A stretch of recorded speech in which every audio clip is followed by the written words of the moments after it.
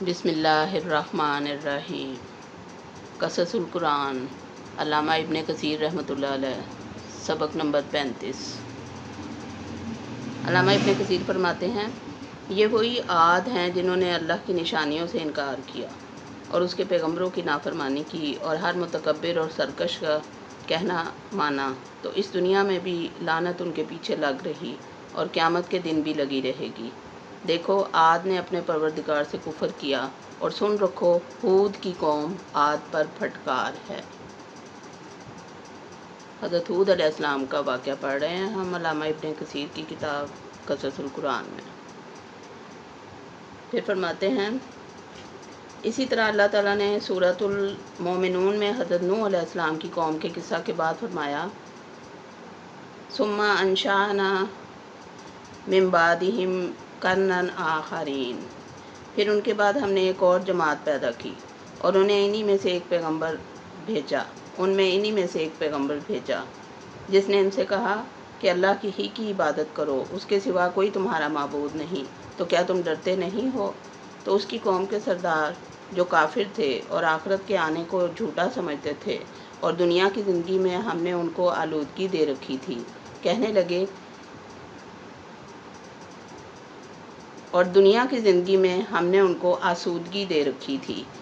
لگے کہ یہ تو تم ہی جیسا آدمی ہے، جس قسم کا کھانا تم کھاتے ہو اسی طرح کا یہ بھی کھاتا ہے، اور پانی جو تم پیتے ہو اسی قسم کا یہ بھی پیتا ہے، اور اگر تم نے اپنے ہی جیسے آدمی کا کہا مان لیا تو تم گھاٹے میں پڑ گئے۔ کیا یہ تم سے یہ کہتا ہے کہ جب تم مر جاؤ گے اور مٹی ہو جاؤ گے اور ہڈیاں اس کے سوا کچھ نہ رہے گا تو تم زمین سے نکالے جاؤ گے؟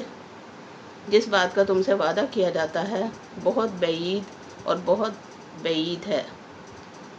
زندگی تو یہی ہماری دنیا کی زندگی ہے کہ اس میں ہم مرتے اور جیتے ہیں اور ہم پھر نہیں اٹھائے جائیں گے۔ یہ تو ایک ایسا آدمی ہے جس نے اللہ پر جھوٹ باندھا ہے اور ہم اس کو ماننے والے نہیں ہیں۔ پیغمبر نے کہا کہ اے پروردگار، انہوں نے مجھے جھوٹا سمجھا ہے، تو میری مدد کر۔ فرمایا کہ یہ تھوڑے ہی عرصے میں پشیمان ہو کر رہ جائیں گے۔ تو ان کو وعدہ حق کے مطابق زور کی آواز نے آ پکڑا اور ہم نے ان کو کوڑا کر ڈالا، پس ظالم لوگوں پر لعنت ہے۔ اسی طرح اللہ تعالیٰ نے سورۃ الشعراء میں فرمایا، کذبت عاد المرسلین، عاد نے بھی پیغمبروں کو جھٹلایا جب ان سے ان کے بھائی ہود نے کہا کہ تم ڈرتے نہیں اور تمہارا ایمانت دار پیغمبر ہوں، تو اللہ سے ڈرو اور میرا کہا مانو، اور میں اس کا تم سے بدلہ نہیں مانگتا، میرا بدلہ اللہ رب العالمین کے ذمہ ہے۔ بھلا تم ہر اونچی جگہ پر بطور کھیل تماشا یادگار عمارت بنا رہے ہو اور محل بناتے ہو، شاید تم ہمیشہ رہو گے، اور جب کسی کو پکڑتے ہو تو ظالمانہ پکڑتے ہو۔ تو اللہ سے ڈرو اور میری اطاعت کرو، اور اس سے ڈرو جس نے تم کو ان چیزوں سے مدد دی جن کو تم جانتے ہو، اور اس نے تمہیں چوپایوں اور بیٹوں سے مدد دی اور باغوں اور چشموں سے۔ مجھ کو تمہارے بارے میں بڑے سخت دن کے عذاب کا خوف ہے۔ وہ کہنے لگے کہ ہمیں خواہ نصیحت کرو یا نہ کرو، ہمارے لیے برابر ہے، یہ تو اگلوں ہی کے طریق ہیں اور ہم پر کوئی عذاب نہیں آنے والا۔ تو انہوں نے ہود علیہ السلام کو جھٹلایا، سو ہم نے ان کو ہلاک کر ڈالا۔ بے شک اس میں نشانی ہے اور ان میں اکثر ایمان لانے والے نہیں۔ اور تمہارا پروردگار تو غالب اور مہربان ہے۔ اور سورہ حامیم سجدہ میں فرمایا، فَأَمَّا عَادٌ فَاسْتَكْبَرُوا، آیت 5 تا 16۔ جو عاد تھے وہ ناحق ملک میں غرور کرنے لگے اور کہنے لگے، ہم سے بڑھ کر قوت میں کون ہے؟ کیا انہوں نے نہیں دیکھا کہ اللہ جس نے ان کو پیدا کیا وہ ان سے قوت میں بڑھ کر ہے، اور وہ ہماری آیتوں سے انکار کرتے رہے؟ تو ہم نے بھی ان پر نحوست کے دنوں میں زور کی ہوا چلائی تاکہ ان کو دنیا کی زندگی میں ذلت کے عذاب کا مزہ چکھا دے، اور آخرت کا عذاب تو بہت ہی ذلیل کرنے والا ہے، اور اس روز ان کو مدد بھی نہ ملے گی۔ اسی طرح اللہ تعالیٰ نے الاحقاف میں فرمایا، وَاذْكُرْ أَخَا عَادٍ، اور قوم عاد کے بھائی ہود کو یاد کرو، جب انہوں نے اپنی قوم کو سرزمین احقاف میں ہدایت کی، اور ان سے پہلے اور پیچھے بھی ہدایت کرنے والے گزر چکے تھے کہ اللہ کے سوا کسی کی عبادت نہ کرو، مجھے تمہارے بارے میں بڑے دن کے عذاب کا ڈر لگتا ہے۔ کہنے لگے، کیا تم ہمارے پاس اس لیے آئے ہو کہ ہم کو ہمارے معبودوں سے پھیر دو؟ اگر سچے ہو تو جس چیز سے ہمیں ڈراتے ہو اسے ہم پر لے آؤ۔ انہوں نے کہا کہ اس کا علم تو اللہ ہی کو ہے، اور میں تو جو احکام دے کر بھیجا گیا ہوں وہ تمہیں پہنچا رہا ہوں، لیکن میں دیکھتا ہوں کہ تم نادانی میں پھنس رہے ہو۔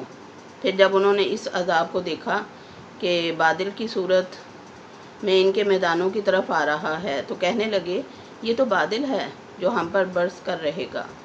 نہیں، بلکہ یہ تو وہ چیز ہے جس کے لیے تم جلدی کیا کرتے تھے، یعنی آندھی جس میں دردناک عذاب بھرا ہوا ہے، ہر چیز کو اپنے پروردگار کے حکم سے تباہ کر دیتی ہے۔ تو وہ ایسے ہو گئے کہ ان کے گھروں کے سوا کچھ بھی نظر نہ آتا تھا۔ گناہ گار لوگوں کو ہم اسی طرح سزا دیا کرتے ہیں۔ اور سورۃ الذاریات میں فرمایا، وفی عاد اذ ارسلنا، آیت نمبر 41-42، اور عاد کی قوم کے حال میں بھی نشانی ہے جب ہم نے ان پر نامبارک ہوا چلائی، وہ جس چیز پر بھی چلتی تھی اس کو ریزہ ریزہ کیے بغیر نہ چھوڑتی۔ اور سورہ نجم میں فرمایا، وَإِنَّهُ هَلَكَ عَادًا الْأُولَىٰ، النجم 50-55۔ اور یہ کہ اسی نے عاد اول کو ہلاک کر ڈالا، اور سمود کو بھی، غرض کسی کو باقی نہ چھوڑا، اور ان سے پہلے قوم نوح کو بھی، بے شک وہ لوگ بڑے ہی ظالم اور بڑے ہی سرکش تھے، اور اس نے الٹی ہوئی بستیوں کو دے ٹپکا۔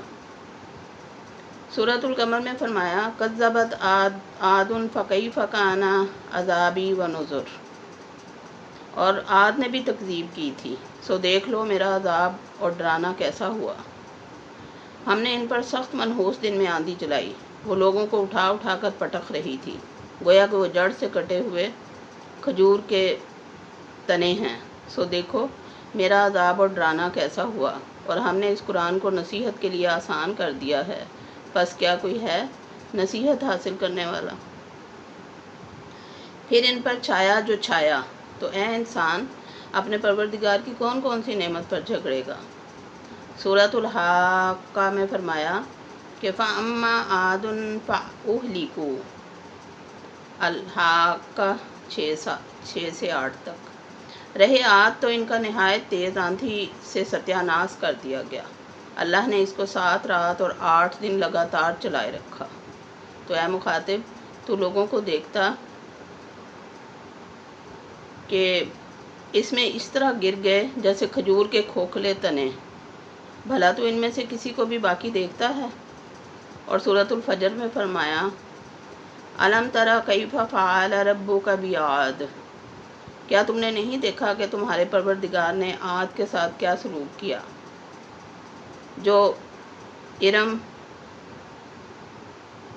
کھلاتے تھے اتنے دراز قد کے تمام ملک میں ایسے پیدا نہیں ہوئے تھے۔ اور سمود کے ساتھ کیا کیا، جو وادی قرا میں پتھر تراشتے اور گھر بناتے تھے۔ اور فرعون کے ساتھ کیا کیا، جو خیمے اور میخیں رکھتا تھا۔ یہ لوگ ملکوں میں سرکش ہو رہے تھے اور ان میں بہت خرابیاں کرتے تھے، تو تمہارے پروردگار نے ان پر عذاب کا کوڑا نازل کیا، بے شک تمہارا پروردگار طاق میں ہے۔